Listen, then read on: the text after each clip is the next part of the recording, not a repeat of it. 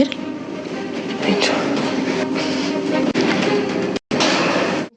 ቆብ አድርጎ መልኩሶ ገዳም ይገባል እንጂ ከማንም ሴት ጊድ ጭርስ ሄዶ ገብቶ የሚልከሰከስ ወንድ አይደለም። እንዴ አንቺ ንግር ወጣ ማለት ተከትሎ ነው ጎራ ያላት ማለት ነው። ማርቲ የኔን ባልኮ ሲልከሰከስ አግኝቼ ነው የፈታሁት። ሻው መልስተሽ እኔ ማልኩ የዶስቶቭስኪ መጽሐፍ ፈልጌ ነበር። ስልኬ ቻርጀር ይዘጋ ነው። ክፍልሽ አመጣልሻለሁ ዳጣ። ምን ክፍልሽ አመጣልሻለሁ? አረ በእናትህ ክፈት እንዴ! ደግሞ ማንን አስገብተህ ነው?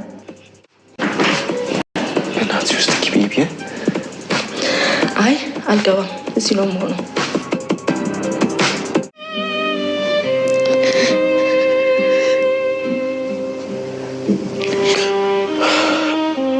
አቢጌል በሩ ክፍት ነበር አይደል? ቆይ ለምንድን ነው የምታለቅሰው አባዬ? ቆይ ለምንድን ነው የማትናገረው?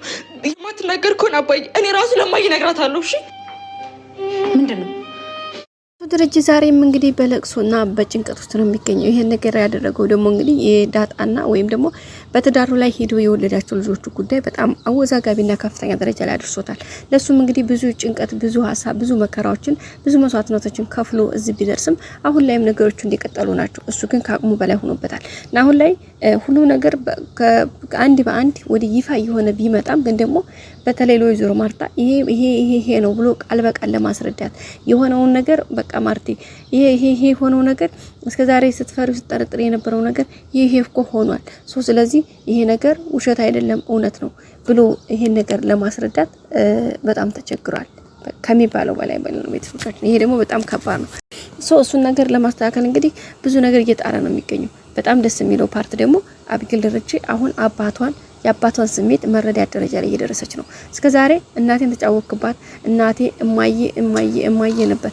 እማዬ አልገባሽም፣ እማዬ አልተረዳሽም፣ እማዬ እየገባሽ አይደለም፣ እማዬ እያስተዋልሽ አይደለም፣ እማዬ ተኝተሻል፣ እማዬ ዓይንሽ ተጨፍኗል፣ ምን እያሰብሽ ነው፣ ለምንድን ነው፣ እንዴት ነው ምናምን የሚል ጥያቄ እንግዲህ ወደ እናቷ ነበር እያጎረፈች ያለችው። አሁን ግን ከጊዜ ቆይታ በኋላ ባለፈው በተለይ አዝሮድቼ እሷን ለማስተማር ያላደረገው ነገር የለም። ግን ባለፈው እንግዲህ ያን የመታችው ልጅ ሞቷል ተብሎ እሱ ማገገም ያስገብተው እሷን ደግሞ ያን ያክል በህግ ተጠያቂነት እሷ እንኳን እጄን አልሰጥም ስትል አቶ ደረጀ ችግር የለውም እኔ እስታሰራለሁ ብሎ እጁን ሰጥቶ የነበረው ቻሌንጅ በጣም ከባድ ነገር ነበርና ያ ለሷ በጣም ትልቅ ነገርን አስተምሯታል።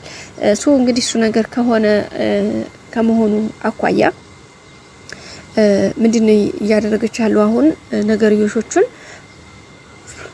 በሚቻል አይነት መልኩ ማስሄድ ነው። አሁን ላይ እንግዲህ በባለፈው በተለይ ዳጣ የደረጀ ልጅ እንደሆነች በፊቻ ካርጋለች እኔ ያስመርምራለች ምናምን ግን እንዴት ፌል እንዳደረገባት ግራ ተጋብታለች። አሁን ላይ ግን ዳጣ እንግዲህ ልጅ መሆኗን ወይም ደግሞ እህቷ መሆኗን ከናታንና ከራሷ ከዳጣ እንዲበት ከሰማይ ቀን ጀምሮ በጣም ተገርማ ብላ እንግዲህ ደረጀንም ለካንተ እንደዚህ ነው በቃ እስከዛሬ ማከብርህን ያክል አሁን በቀለልክብኝ እስከማለት ደርሳ ነበር አባቷን። ከዛም አልፎ ብዙ ነገሮችን ከቨር ለማድረግ ብዙ ነገሮችን ለማስተካከል ደረጀ ይሞክርም በፍጹም ብዙ ነገሮች ልታገዝ ይችላል፣ በብዙ ነገሮች ልታዝንብኝ ልትቆጣኝ ትችላለህ፣ ብዙ ነገሮችን ካሁን በኋላ ላስተካክል ይችላል፣ በዚህ ግን አልችልም ብላ እንግዲህ ተታው ሄዳ ነበር። አቶ ደረጀም እንዴ ታይ እንጂ ኤቢ ባክሽ ትንሽ ጊዜ ስጭኝ በራሴ መልኩ አስተካክዬ ነገሮችን እያንዳንዶቹን ነገር ጥንቅቅ አድርጌ አይቼ እኔ ራሴ ነግራታለሁ፣ ስለዚህ ባክሽ ተረጅኝ ብሎ ነበር ሲማጽናት የነበረው። እሷ ግን እንቧ አሻፈረኝ፣ ይሄ በጭራሽ መሆን የሌለበት ነገር ነው፣ ምክንያቱም አንተ በጣም ባለጌና ነውረኛ ሰው ነህ፣ በቃ ለማይ ይሄ አይገባትም በማለት እንግዲህ አባቷን ስትወቅስ ነበረ። ያው እናገራለሁም ብላ ነበረ፣ ግን ደግሞ እናቷ ጋር ሄዳ ለመናገር አልደፈረችም። በቃ ፈራች፣ ተንቀጠቀጠች፣ ብዙ ነገር አሰበች፣ ግን አልቻለችም። በቃ በመጨረሻው ሰዓት ላይ ያው አላለመናገር ወሰነች ማለት ነው። እንግዲህ ማርታም ግራ ተጋብታ የልጅቷ ግራ ተጋብቶ ቤተሰቡ በጣም ግራ ሲያጋባት እንግዲህ ጸበል ጭምር ሳይቀረው ይዛት ሄደችው። ጸበል አስጠምቃት ጸበል ተጠምቃ ምናምን ያው በተወሰነ መልኩ ተረጋግታለች። አሁን ኤቢ በጣም እየተረጋጋች ነው። ግን ድጋሚ አሁን ደረጀ እንግዲህ እያለቀሰ ነበረ። በተለይ የማርታ እህት ሂዳ ሰላምን ልጅሽ ውሃን ይመስላል ከዛም ደግሞ ዳጣንም ውሃን ትመስላለች ብላ በሰጠቻቸው ሁኔታ እሱ ነገር በጣም እንደ ቤተሰብ ደብሯቸው ነበር። ማርታም በጣም ነበር ያፈረችው። እንግዲህ ያንን ነገር ደረጀ ሲሰማ እቺ ልጅ ከዚህ መጥፋት አለባት ብሎ እንግዲህ ከማርታ ጋር ገጭ ገው ተፈጥሮ ነበርና ማርታ ደግሞ አትሄድም ለምን ትሄዳለች? ሲቀጥል ደግሞ የወለድሽው ልጅ ከውሃዬ ጋር ይመሳሰላል ብላ ብትል መድኃኒት ምንድነው ጥፋቷ? ይሄ ነገር ምን ያክል የሚያስደብር ነገር አለው? የሰው ልጅ ፍጥረቶች አይደለም በቃ እግዚአብሔር ባሪያው የፈጠረን ፍጥረቶች እስከሆነ ድረስ ሰው መሰሉን አያጣም። ስለዚህ የሰው ልጅ መሰሉን አያጣም። ይሄ ደግሞ ሊያስደስት እንጂ ሊያስከፋ አይቻልም። ውሃ ሲጀመር ውሃን መስላለች ብላለች ብላ ላንተ ሰላም እንዴት ተናገረች? ለምንስ መናገር አስፈለገ? አስፈላጊ ከሆነና ይሄን ያክል ከወረቆራትስ ለምን ለኔ ያልነገረችኝም? በጎን ላንተ ነገር የምታቀብለው ብላ እንግዲህ ማርታም በጣም ነው የተናደደችው። ግን ያው ደረጀ ደግሞ በቃ በጭራሽ እቺ ሰው በቃ ቤተሰቤን እኔን አንቺ ከጀርባም ልትል የፈለገችው ነገር ስላልገባሽ ነው ምናምን ሲላት አይ ገብቶኛል። ለምን ነው የማይገባኝ? ስታየኝ እኔ ምን መስዬ ነው የምታየው? እያንዳንዱ ነገር እንዴት ነው የማይገባኝ? ጥንቅቅ አድርጎ ነው የሚገባኝ። ግን ትቼው ነው ሲጀመርስ ሲቀጥልስ ደግሞ ምን ይታወቃል? ግንኙነትስ እንዳላችሁ ምን ይታወቃል ብላ ነው እንግዲህ ተርጉም ያረጋችሁና እንዴ ስትለው ደረጀ በጣም ነው የደነገጠው። እንዴ ማርቲ ማለት ምን አስበሽ ነው? አንቺም እንደዛ ነው እንደምታስቢው?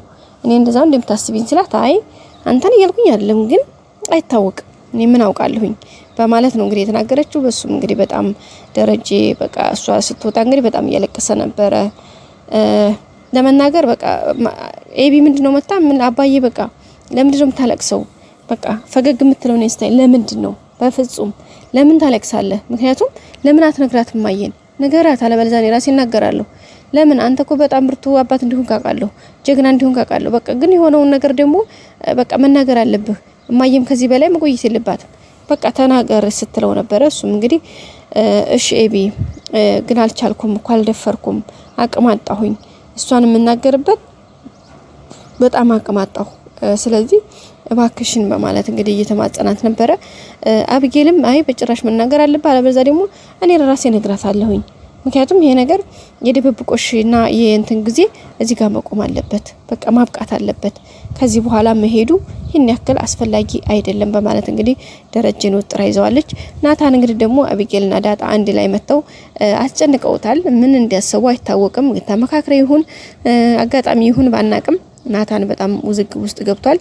ዳጣም እንግዲህ አኩርፊ እያላት ነው። በቀጣይ እንገናኝ። ሰላም ቆዩ።